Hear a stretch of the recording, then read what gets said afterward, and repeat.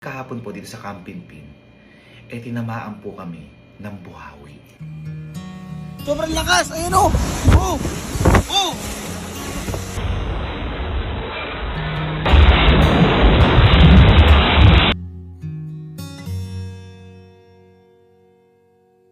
So ngayong araw po wala po muna tayo ngayong kahit na anong kalokohan.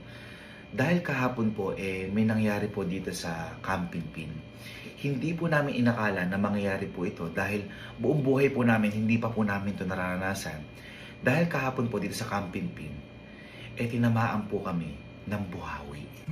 Opo, tama po yung narinig nyo. Tinamaan po kami ng buhawi. Hindi ko nga po alam kung talagang buhawi po ito kasi sobrang bilis po ng pangyayari. Natutulog po kasi ako dito sa may kwarto ko po noon. Nagulat na lang po ako, parang may lumilindol na parang inaangat po yung bubong namin. Parang yumayanig po talaga, kaya akala ko po talaga lindol yung nangyayari.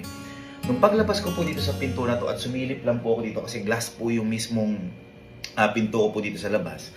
Nagulat po ako, ang nakita ko lang po, kulay puti po na hangin, na purong puti po na hangin na gumaganon lang po na sobrang bilis. Kaya natakot din po ako, hindi po kagad ako lumabas. Actually, nakita pa nga po ito ng tropa ko, yung best friend ko si Louie. Nagbablog pa nga po siya kasi bigla po talagang lumakas po yung ulan ng mabilisan po. Bigla lumakas yung ulan at saka bigla pong humataw po yung mismong hangin na sinasabi ko. Ito po, papakita ko po sa inyo yung ginagawa po ni Louie. Nagbablog pa nga po si Louie dito. Ito po. Sobrang lakas ng ulan dito mga partner, no? At thank you sa pagpasa sa akin ng balitang ito. At kung makikita nyo sa weather forecast na ito ay sobrang lakas ho ng ulan mga kaibigan. Ayan ho, nakita nyo sa akin likod, ayan ho, ang glass house. Sobrang lakas ho ng ulan dito. Hindi ko alam kung ano yung malakas, yung tama ko ho ba o yung ulan. Pero feeling ko yung ulan ho yung mas malakas, no? Ayan ho, masalukuyan kaming sinasagsag ng malakas na ulan dito. At kung nakikita nyo yung itim na ano na yan, hindi ko alam Hindi ko alam kung bakit malakas yung ulan, pero ang lakas ng ulan dito. Grabe oh. Naririnig nyo ho ba? Ayan oh, umakampas ho yung ano. Sobrang lakas po ng ulan, grabe. Asahan ho natin ang paghangin na. Ayan, naku. Sobrang, ay puta yun, napasok na ako. Gago, lakas. Shit. Ako napakalakas. Sobrang lakas, ayun oh. Oh! Gagi ka!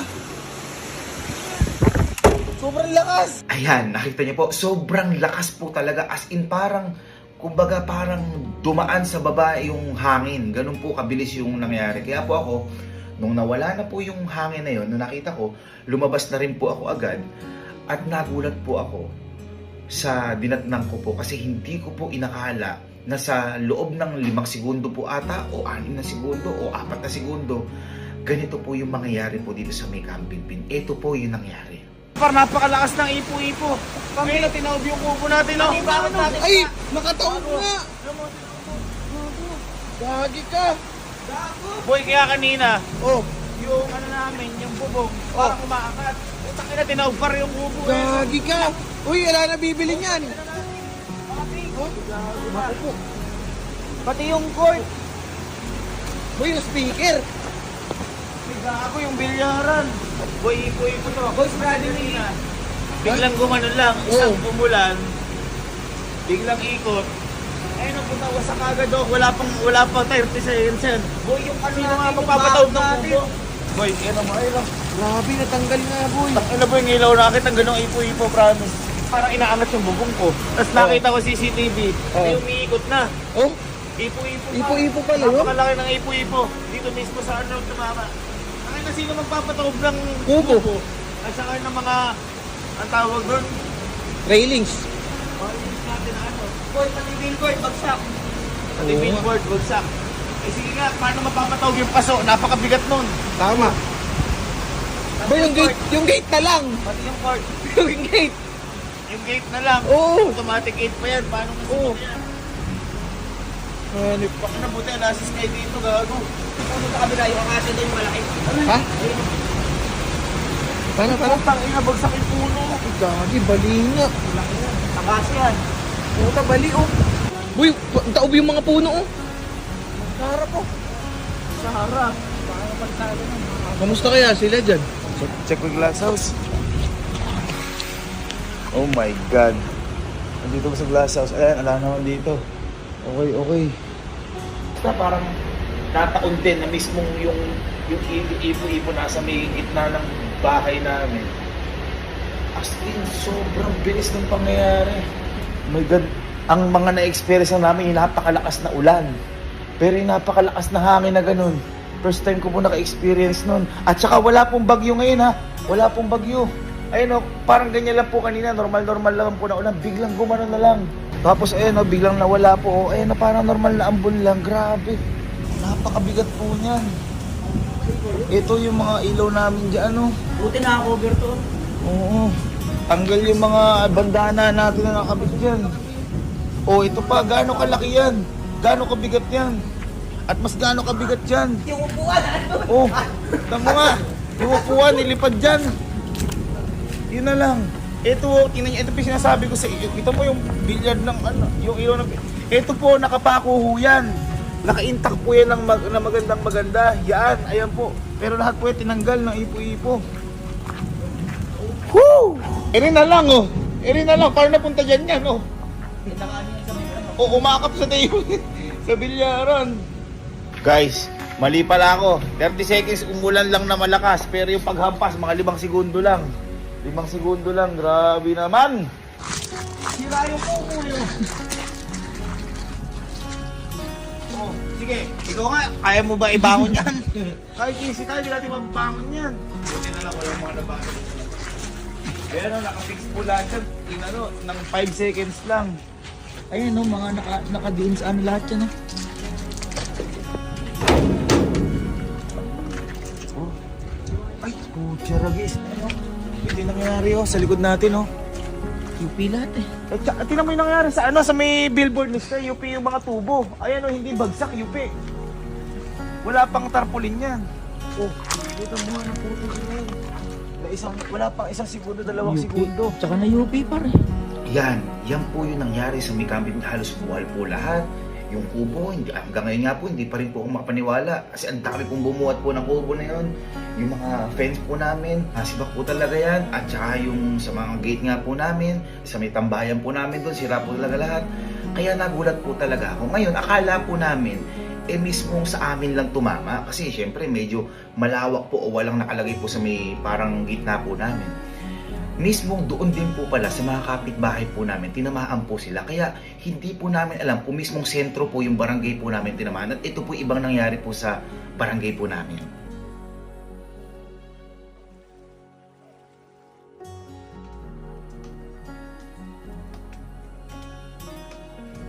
Yan, ganyan po yung nangyari sa labas. Kaya hindi po kagad nakauwi yung kapatid namin si Casey kasi naharangan po ng mga bumagsak na puno yung daan po dito sa amin.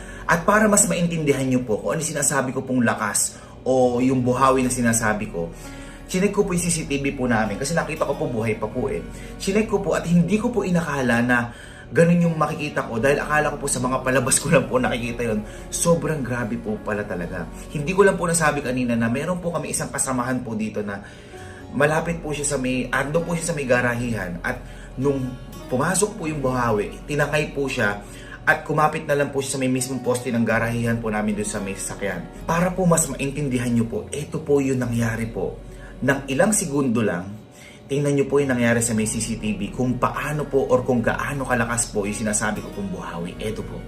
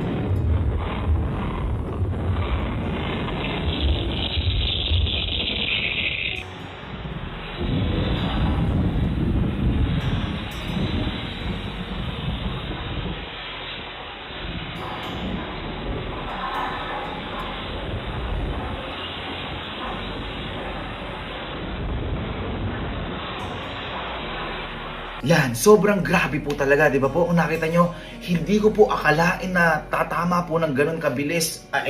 Ganong kabilis yung mangyayari at ganong kabilis din po yung epekto po sa amin po na to. Kaya po ako, sobrang takot ko po, iniisip ko po, paano kung tumagal po ng 1 minuto yung mismong tumama po sa amin yan, o 2 minuto, baka po yung buong Camping Pin po na to, warak-warak po talaga to. Baka nga po lipa rin po yung bubong po namin eh. At ang isa pong kinakatakot ko pero pinagpapasalamat ko na rin po is paano kung nandito po kahapon si Sky. Kung halimbawa po kung nag-ATV si Sky, kasi po umaambon-ambon lang eh. Kung pinaligo po namin sa ulan si Sky, di ba po umaambon lang, biglang lumakas ng konti yung ulan, tapos biglang humangin na po. Ganun po kabilis yung pangyayari eh. Kung nandun po si Sky, baka po tangayin o masaktan po si Sky kasi yung kubo nga po at saka yung gate, bigla pong isang iglap lang, tinuwad yung kubo, binuksan yung gate. Kaya sobrang pasalamat na lang po namin talaga dahil wala pong tao sa mismong labas po nung nangyari po yun. Yung isa nga lang po na nandun sa may garahe po namin, pero safe naman po siya, wala pong kahit na anong nangyari sa kanya kasi nakakapit po siya kagad sa may posted po doon sa may garahe po namin. Kaya ayun, nakakatakot pero malaking pagpapasalamat po namin dahil yun lang po yung natamo po namin at wala po kahit na ano nasaktan nga po sa amin. Alam ko po sa inyo meron pong mas malala yung naranasan patungkol po dito sa buhawi po na to. Kaya pinagpipray ko po na wag na po sana natin itong maranasan at sana po wala pong masaktan sa mga ganitong kalamidad kasi hindi po hindi po ito napaghahandaan, bigla po ito, kusa po ito nangyayari, wala pong paghahanda po dito. Kaya po pinagdadasal ko po na sana maging safe po tayo lahat at kung meron pong nakaranas po na to, sana po safe po kayo, hindi po pala biro yung ganitong karanasan and pinagpe-pray ko po na sana wag na po natin itong maranasan. Kaya po ngayong araw, ayan, medyo naka-recover naman po kami after po ng tama po na yun nung gabi. Pinagawa na po namin yung mga gate kasi naka-electric fence po kami dito. Baka po mamaya may makahawak po noon is magkaroon pa po ng aksidente po dito. Kaya pinaayos po namin kagad lahat. Nag-overtime, halos wala pong natulog po dito noon. Yung mga fence po namin dito is tinayo na rin po. Okay. Tapos yung sa may gawing billiard area, okay na rin po. Inayos na rin po namin. Sobrang sobrang nakakatakot lang din po dahil iniisip po natin yung iba ko pong kababayan dyan na paano kung halimbawa kakasimula pa lang po ng halimbawa nagpatayo po ng bahay, biglang nangyari po yung ganito. Sobrang nakakalungkot po, sobrang nakakatakot. Pero ang lagi lang po natin siguro ipagpasalamat po dito is ligtas yung buhay natin.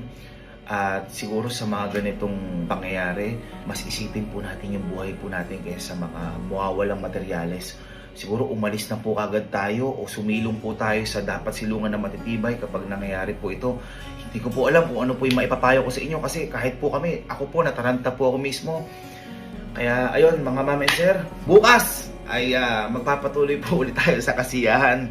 Talagang hindi lang po kami makapaniwala sa nangyaring yun. Kaya kung tatanungin niyo po kami kung okay po kami ngayon.